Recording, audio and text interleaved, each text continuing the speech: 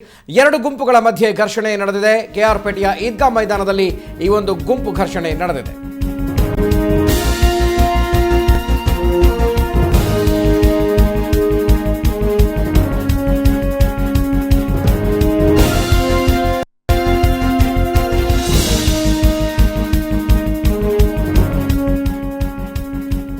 ಎರಡು ಗುಂಪುಗಳ ನಡುವೆ ಘರ್ಷಣೆ ನಡೆದಿರುವಂಥದ್ದು ಕೆಆರ್ಪೇಟೆಯ ಈದ್ಗಾ ಮೈದಾನದಲ್ಲಿ ಒಂದು ಘಟನೆ ನಡೆದಿದೆ. ಮಂಡ್ಯ ಜಿಲ್ಲೆಯ ಕೆಆರ್ಪೇಟೆ ಪಟ್ಟಣದಲ್ಲಿ ಎರಡು ಗುಂಪುಗಳ ನಡುವೆ ಘರ್ಷಣೆ ನಡೆದಿರುವುದು ಮಾತಿನ ಚಕಮಕಿಗೆ ಬಿದ್ದು ರಂಜಾನ್ ಹಿನ್ನೆಲೆಯಲ್ಲಿ ಸಾಮೂಹಿಕ ಪ್ರಾರ್ಥನೆ ನಡೆಸ್ತಾ ಇರುವಂತಹ ವೇಳೆ ಈ ಒಂದು ಘರ್ಷಣೆ ನಡೆದಿದೆ. ಶಾಸಕ ಕೆಸಿ ನಾರಾಯಣಗೌಡರ ಭಾಷಣದ ವೇಳೆ ಎರಡು ಗುಂಪುಗಳ ಮಧ್ಯೆ ಮಾತಿನ ಚಕಮಕಿ ನಡೆದಿದೆ. ನಂತರ ಕಾಂಗ್ರೆಸ್ ಹಾಗೂ ಜೆಡಿಎಸ್ ಎರಡು ಬಣಗಳಾಗಿ ಅಲ್ಲಿ ಗುಂಪು ಘರ್ಷಣೆಯನ್ನು ಮಾಡಿಕೊಂಡಿರೋದು ಅದರ ಎಕ್ಸ್ಕ್ಲೂಸಿವ್ ದೃಶ್ಯಗಳನ್ನು ಸುವರ್ಣ ನ್ಯೂಸ್ನಲ್ಲಿ ನೋಡ್ತಾ ಇದ್ದೀರಾ. ರಂಜಾನ್ ಹಬ್ಬದ ಆಚರಣೆ ವೇಳೆ ಎರಡು ಗುಂಪುಗಳ ನಡುವೆ ಘರ್ಷಣೆ ನಡೆದಿದೆ.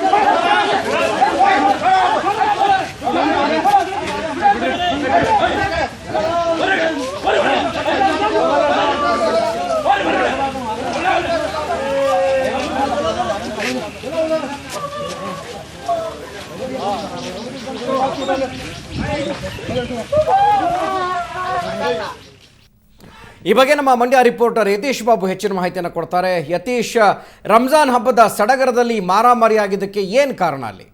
ಪ್ರಮುಖವಾಗಿ ಗುರುಪ್ರಸಾದ್ ಏನಂತ ಹೇಳಿದ್ರೆ ಇದು ರಾಜಕೀಯ ಕಾರಣ ಅಂತ ಹೇಳಲಾಗ್ತದೆ. ಯಾಕೆಂತ ಹೇಳಿದ್ರೆ ಅಲ್ಲಿನ ಜೆಡಿಎಸ್ ಶಾಸಕ ನಾರಾಯಣಗೌಡರು ಭಾಷಣ ಪ್ರಾರಂಭ ಮಾಡ್ತಾ ಇದ್ದಂತ ಸಂದರ್ಭದಲ್ಲಿ ಮತ್ತೊಂದು ಅಂದ್ರೆ ಕಾಂಗ್ರೆಸ್ನ ಒಂದು ಗುಂಪು ಅಲ್ಲಿ ಅಡಚಣೆಯನ್ನ ಮಾಡುತ್ತೆ. ಆ ಸಂದರ್ಭದಲ್ಲಿ ಇಬ್ಬರು ಕಾರ್ಯಕರ್ತರ ನಡುವೆ ಒಂದು ಗಲಾಟೆ ಸ್ಟಾರ್ಟ್ ಆಗುತ್ತೆ. ಪ್ರಮುಖವಾಗಿ ಇಲ್ಲಿ ಏನಂತ ಹೇಳಿದ್ರೆ ನಾರಾಯಣಗೌಡ ಭಾಷಣ ಆರಂಭಿಸ್ತಾ ಇದ್ದಂತೆ ಕಾಂಗ್ರೆಸ್ ಮುಖಂಡ ಉಮರ್ ಬೇಗನ್ ಅನ್ನೋ ಒಂದು ಅಡ್ಡಿಯನ್ನ ಪಡಿಸ್ತಾನೆ. ಆ ಸಂದರ್ಭದಲ್ಲಿ ಜೆಡಿಎಸ್ ನ ಕಾರ್ಯಕರ್ತರು ಕೂಡ ಒಂದು ವಿರೋಧನ ವ್ಯಕ್ತಪಡಿಸ್ತಾರೆ. ಆ ಸಂದರ್ಭ ಜೆಡಿಎಸ್ ಮತ್ತೆ ಕಾಂಗ್ರೆಸ್ನ ಎರಡೂ ಕಡೆಯ ಕಾರ್ಯಕರ್ತರು ಒಂದು ಗಲಾಟೆಗೆ ಶುರು ಮಾಡ್ತಾರೆ. ಶುರು ಮಾಡಿದ ಸಂದರ್ಭದಲ್ಲಿ ಏನು ಉಮರ್ ಮೇಲೆ ಹಲ್ಲೆಗೆ ಯತ್ನ ನಡೆಯುತ್ತೆ. ಆ ಸಂದರ್ಭದಲ್ಲಿ ಕಾಂಗ್ರೆಸ್ನ ಕಾರ್ಯಕರ್ತರು ಕೂಡ ಒಂದು ಹಲ್ಲೆಯನ್ನ ಮಾಡ್ತಾರೆ. ಹಲ್ಲೆ ನಡೆದಂತ ಸಂದರ್ಭದಲ್ಲಿ ಜೆಡಿಎಸ್ ನ ಯುವ ಮುಖಂಡ ಅಶ್ರಫ್ ಪಾಷಾ ಅನ್ನೋನ್ಗೆ ತುಂಬಾ ಗಂಭೀರವಾಗಿ ಗಾಯ ಆಗಿದೆ. ಆತನಿಗೆ ಮೈಸೂರಿನ ಆಸ್ಪತ್ರೆಗೆ ಒಂದು ಚಿಕಿತ್ಸೆಗೆ ಕಳಿಸಲಾಗಿದೆ. ಮತ್ತೆ ಇನ್ನೂ 4 ಮಂದಿ ಗಾಯಗಳಾಗಿದೆ. ಅವರಿಗೆ ಸ್ಥಳೀಯ ಆಸ್ಪತ್ರೆಯಲ್ಲಿ ಒಂದು ಚಿಕಿತ್ಸೆಯನ್ನು ಕೊಡಲಾಗ್ತಾ ಇದೆ. ಒಟ್ಟಾರೆಯಾಗಿ ಇಲ್ಲಿ ಪ್ರಕರಣ ನೋಡಿದ್ರೆ ಇದು ಏನು ರಾಜಕೀಯ ಜಿದ್ದಾಜಿದ್ದಿಯಲ್ಲಿ ನಡೆದಂತ ಒಂದು ಗಲಾಟೆ ಅಂತ ಹೇಳಲಾಗ್ತಾ ಇದೆ.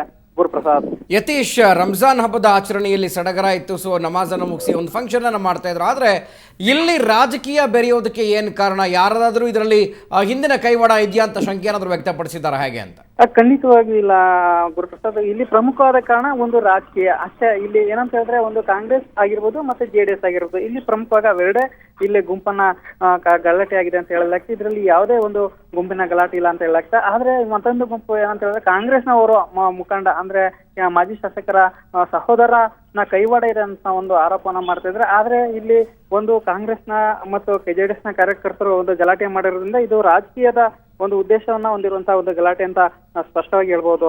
ಗುರುಪ್ರಸಾದ್, ಓಕೆ, ಸ್ಥಳಕ್ಕೆ ಅಲ್ಲಿನ SP ಏನಾದ್ರು ಬಂದ್ರೆ, ಮಂಡ್ಯ SP, ಸೊ ಪರಿಸ್ಥಿತಿ ಈಗ ಅಲ್ಲಿ ಹೇಗಿದೆ ಅಂತ? ಈಗ ಪರಿಸ್ಥಿತಿ ಸಂಪೂರ್ಣವಾಗಿ ಶಾಂತವಾಗಿದೆ. ಯಾಕಂತ ಹೇಳಿದ್ರೆ ಇದು ಒಂದು ರಾಜಕೀಯ ಗಲಾಟೆ ಆಗಿರೋದ್ರಿಂದ ಅಲ್ಲಿ ಸ್ಥಳೀಯ ಪೊಲೀಸರೇ ಒಂದು ಪರಿಸ್ಥಿತಿಯನ್ನು ಶಾಂತಗೊಳಿಸಿದ್ರೆ, ಎರಡು ಗುಂಪಿನ ಕಾರ್ಯಕರ್ತರನ್ನ ಕರೆದು ಒಂದು ಶಾಂತಿ ಮಾತುಕತೆಯನ್ನ ನಡೆಸಿದ್ರೆ, ಹಾಗಾಗಿ ಅಲ್ಲಿ ಯಾವುದೇ ಭಯದ ವಾತಾವರಣ ಇಲ್ಲ. ಮತ್ತೆ ಕಾರ್ಯಕರ್ತರು ಕೂಡ ಗಲಾಟೆಯನ್ನ ಮಾಡ್ತಿದ್ದಾರೆ ಅಂತ ಹೇಳಲಾಗ್ತಿದೆ. ಗುರುಪ್ರಸಾದ್. ಯತೀಶ್, ರಂಜಾನ್ ಹಬ್ಬದ ಆಚರಣೆ ಇತ್ತು. ಸೊ ಅಲ್ಲಿ ಎಲ್ಲ ಸಾಕಷ್ಟು ಜನ ಮುಸ್ಲಿಂ ಬಾಂಧವರು ಸೇರಿದ್ರು. ಸೊ ಅಲ್ಲಿ ಏನೋ ಒಂದು ಮೈಕ್ಗೋಸ್ಕರ ಗಲಾಟೆ ನಡೆಯುತ್ತೆ ಅಂತಂದ್ರೆ ಇದರಿಂದ ಏನಾದರೂ ಪಿತೂರಿ ಇದೆ ಅಂತ ಎರಡು ಪಕ್ಷಗಳ ನಾಯಕರು ಯಾರಾದರೂ ಮಾತನಾಡಿದ್ದಾರೆ, ಅಥವಾ ಅಲ್ಲಿನ ಸದಸ್ಯರುಗಳಾಗಿರ್ಬೋದು, ಅಥವಾ ಆ ಒಂದು ಸಮಾರಂಭದಲ್ಲಿ ಇದ್ದವರು ಯಾರಾದರೂ ಮಾತನಾಡಿದ್ದಾರೆ ಹಾಗೆ? ಖಂಡಿತವಾಗಿ ಗುರುಪ್ರಸಾದ್. ಏನಂತ ಹೇಳಿದ್ರೆ, ಈಗ ಜೆಡಿಎಸ್ ಶಾಸಕರಾದಂತಹ ಒಂದು ಕೆ.ಸಿ. ನಾರಾಯಣಗೌಡರು ಕೂಡ ಒಂದು ಹೇಳಿಕೆಯನ್ನು ಹೇಳ್ತಾ ಇದ್ದಾರೆ. ಇದರಿಂದ ಕಾಂಗ್ರೆಸ್ ನಾಯಕರುಗಳ ಒಂದು ಕೈವಾಡ ಇದೆ, ಹಾಗಾಗಿ ಅವರ ಮೇಲೆ ಶಿಸ್ತು ಕ್ರಮವನ್ನು ತೆಗೆದುಕೊಳ್ಬೇಕು. ಪೊಲೀಸ್ ಎಸ್.ಪಿ ಅವರು ಒಂದು ನ್ಯಾಯಯುತವಾದ ಒಂದು ನ್ಯಾಯವನ್ನು ಕೊಡಿಸಬೇಕು. ಯಾಕಂತ ಹೇಳಿದ್ರೆ, ನಾನು ಶುಭಾಶಯನ ಕೋರಕ್ಕೆ ಹೋಗಿದೆ, ಶುಭಾಶಯ ಕೋರುವಂತ ಸಂದರ್ಭದಲ್ಲಿ ಗಲಾಟೆ ನಡೆದಿದೆ. ಇದರಲ್ಲಿ ಪ್ರಮುಖವಾಗಿ ಕಾಂಗ್ರೆಸ್ನ ಮುಖಂಡರುಗಳು ಕೈವಾಡ ಇದೆ. ಹಾಗಾಗಿ ಅವ್ರ ಮೇಲೆ ಒಂದು ಶಿಸ್ತು ಕ್ರಮನ ಕೈಗೊಳ್ಬೇಕು, ಮತ್ತೆ ಪ್ರಕರಣನ ದಾಖಲು ಮಾಡಿ ಅವ್ರ ಮೇಲೆ ಕಾನೂನು ಕ್ರಮ ಕೈಗೊಳ್ಬೇಕು ಅನ್ನೋ ಒತ್ತಾಯ ಮಾಡಿದ್ರೆ. ಅದ್ರ ಜೊತೆಗೆ ಇಲ್ಲಿ ಕಾಂಗ್ರೆಸ್ ಮುಖಂಡರುಗಳು ಕೂಡ ಒಂದು ಹೇಳಿಕೆಯನ್ನು ಕೊಡ್ತಾ ಇದ್ದಾರೆ. ಇಲ್ಲಿ ಗಲಾಟೆ ಕೇವಲ ರಾಜಕೀಯವಾಗಿ ನಡೆದಿರುವಂತಹ ಹಿನ್ನೆಲೆಯಲ್ಲಿ ಯಾರು ತಪ್ಪಿಸಿದ್ರೆ ಅವ್ರ ಮೇಲೆ ಕ್ರಮವನ್ನ ಕೈಗೊಳ್ಳಿ ಅನ್ನೋ ಒತ್ತಾಯನ ಕೂಡ ಮಾಡ್ತಾ ಇದ್ದಾರೆ. ಗುರುಪ್ರಸಾದ್. ಯತೀಶ್, ವಿಡಿಯೋದಲ್ಲಿ ಕಾಣಿಸ್ತಾ ಇದೆ ಒಬ್ಬ ವ್ಯಕ್ತಿಗೆ ಸುಮಾರು ಜನ ಹೊಡಿತಾ ಇದ್ದಾರೆ. ಸೊ ಅಲ್ಲಿ ಆ ಒಂದು ಘಟನೆಯಲ್ಲಿ ಕೇಂದ್ರ ಬಿಂದು ಆಗಿರೋಣ ಆತ ಯಾರು? ಸೊ ಅಷ್ಟೊಂದು ಆಕ್ರೋಶಗೊಳ್ಳೋದಕ್ಕೆ ಏನು ಕಾರಣ ಅಲ್ಲಿ ಮುಖ್ಯವಾಗಿ ಅಂತ?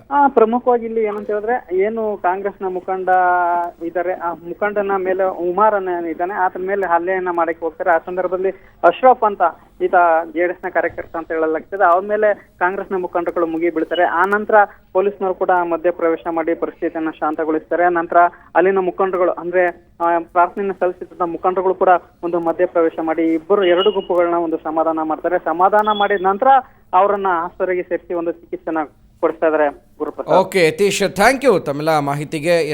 ಎರಡು ಗುಂಪುಗಳ ನಡುವೆ ಮಾರಾಮಾರಿ ನಡೆದಿರುವಂಥದ್ದು, ಅದು ರಂಜಾನ್ ಹಬ್ಬದ ಸಂಭ್ರಮದಲ್ಲಿ ಮೈಕ್ಗೋಸ್ಕರ ಮಾರಾಮಾರಿ ನಡೆದಿದೆ. ಆದರೆ ಇಲ್ಲಿ ರಾಜಕೀಯ ಪ್ರೇರಿತವಾಗಿ ನಡೆದಿದೆ ಅನ್ನುವಂಥ ಆರೋಪ ಕೂಡ JDS ಮತ್ತು ಕಾಂಗ್ರೆಸ್ ಸದಸ್ಯರ ನಡುವೆ ನಡೆದಿರುವಂಥದ್ದು. ಸೊ ರಂಜಾನ್ ಆಚರಣೆ ವೇಳೆ ಎರಡು ಗುಂಪುಗಳ ನಡುವೆ ಘರ್ಷಣೆ ನಡೆದಿದೆ. ಗಾಯಗೊಂಡಿರುವಂಥ 5 ಈ ಒಂದು ಘಟನೆಯಲ್ಲಿ ಗಾಯಗೊಂಡಿದ್ದಾರೆ. ಸೊ ಅವ್ರನ್ನ ಆಸ್ಪತ್ರೆಗೆ ದಾಖಲಿಸಲಾಗಿದೆ. ಪವಿತ್ರ ರಂಜಾನ್ ಹಬ್ಬದ ಆಚರಣೆ ಅಂಗವಾಗಿ KR ಪಟ್ಟಣದಲ್ಲಿ ಮುಸ್ಲಿಂ ಬಾಂಧವರು ಈದ್ಗಾ ಮೈದಾನದಲ್ಲಿ ಸಾಮೂಹಿಕ ಪ್ರಾರ್ಥನೆಯನ್ನು ಸಲ್ಲಿಸ್ತಾ ಇದ್ರು. ಪ್ರಾರ್ಥನೆಯ ನಂತರ ಶಾಸಕ ಕೆ.ಸಿ. ನಾರಾಯಣಗೌಡ ಭಾಷಣವನ್ನು ಆರಂಭ ಮಾಡೋದಕ್ಕೆ ಶುರು ಮಾಡ್ತಾರೆ.